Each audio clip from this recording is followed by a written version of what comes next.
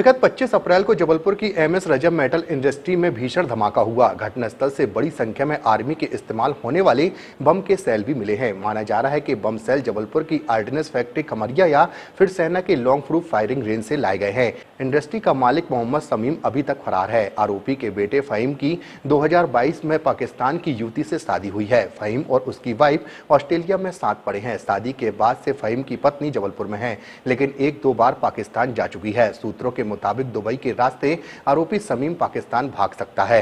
Police अब उसके visa की भी जांच कर रही है। केंद्रीय जांच एजेंसियों के सामने यह बड़ा सवाल है कि आखिर मोहम्मद समीम को बमों के खोल कौन दिया करता था।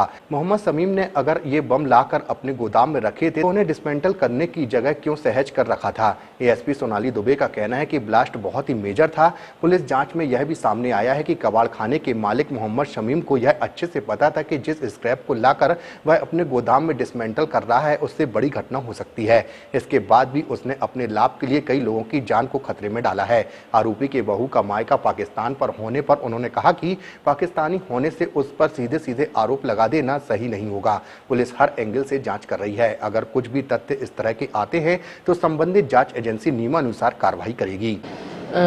जैसा आप देख रहे हैं, ये एक बहुत मेजर ब्लास्ट था जबलपुर में और इस ब्लास्ट के ऊपर इन्वेस्टिगेशन के लिए कई नेशनल एजेंसीज आई हैं, जिसमें से मेजर जो है एनआईए है और एनएसजी है, जो इस पर इन्वेस्टिगेशन कर रही हैं कि ये ब्लास्ट किन कारणों से हुआ है और जिस तरह का ब्लास्ट हुआ था तो वो जो मटेरियल है वो किस जगह से कैसे लाया गया था। हम इंतज़ार कर रहे हैं कि वो एजेंसीज जब अपनी रिपोर्ट देंगी तो उसी के आधार पर पुख्ता तौर पर ये बताया जा सकेगा कि घटना क्या कैसे हुई है। जैसा कि इनिशियल प्रारंभिक तौर पर यह बहुत स्पष्ट था जब हमने अपनी बीडीएस टीम से इसको इन्वेस्टिगेट कराया था कि ये एक सिलेंडर से फटा हुआ ब्लास्ट नहीं है, ये एक मेजर ब्लास्ट है। अब उसमें ब्लास्ट के ऊपर जो भी आगे की कार्रवाइयाँ हैं वो जो रिपोर्ट्स आएंगी उसके आधार पर तय की जाएंगी। ये केस जो है बेसिकली 304 आपराधिक मानव वध का जो है मेड आउट होता है उस जगह के मालिक के ऊपर, जिसे ये पता था कि ये जो स्क्रैप का काम वो कर रहा है, इसमें वो जिन चीज़ों को लेकर आया था उससे ब्लास्ट होने की संभावना थी। उसको जानकारी में होने के बावजूद उसने कुछ व्यक्तियों की जान को खतरे में डालते हुए उक्त कार्य को किया था, जिसके आधार पर पुलिस ने इसमें केस रजिस्टर्ड किया है और वो कार्रवाई कर रही है। इस मामले में जो लोग नामजद आरोपी थे उनमें से 2 लोगों को हमने फहीम और सुल्तान को अरेस्ट कर लिया है और एक जो शमीम है उनको हम गिरफ्तारी के प्रयास कर रहे हैं और हम बहुत ही जल्दी उन्हें भी गिरफ्तार कर लेंगे।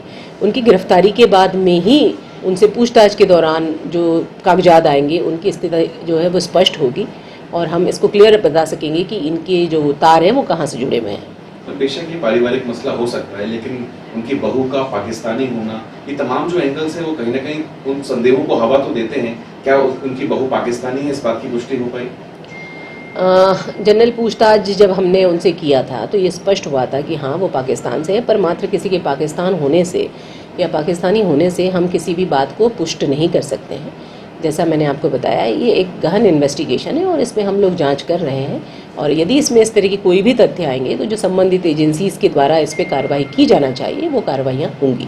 ओएफके ने मना कर दिया है कि ये बम हमारे द्वारा निर्मित नहीं है। अब इसके बाद किस प्रकार से हम जाँच आगे बढ़ेगी? ये आपसे मुझे पता चल रहा है कि ओएफके ने मना कर दिया है। अभी हमारा जो पत्राचार है उसके हिसाब से अभी हम लोगों ने अपनी टीम्स भेजी हैं वहाँ पर और हम इस स्थिति को स्पष्ट कर रहे हैं। मैंने फिर आपको बताया है, फिर से अनुरोध करूँगी कि इसमें जो है एनआईए और एनएसजी अपनी रिपोर्ट देंगे, उससे ये स्पष्ट हो जाएगा कि ये एक्सप्लोजिव कहाँ का था और कैसे यहाँ आया था। हमें तब तक इंतज़ार करना चाहिए। अंतिम सवाल।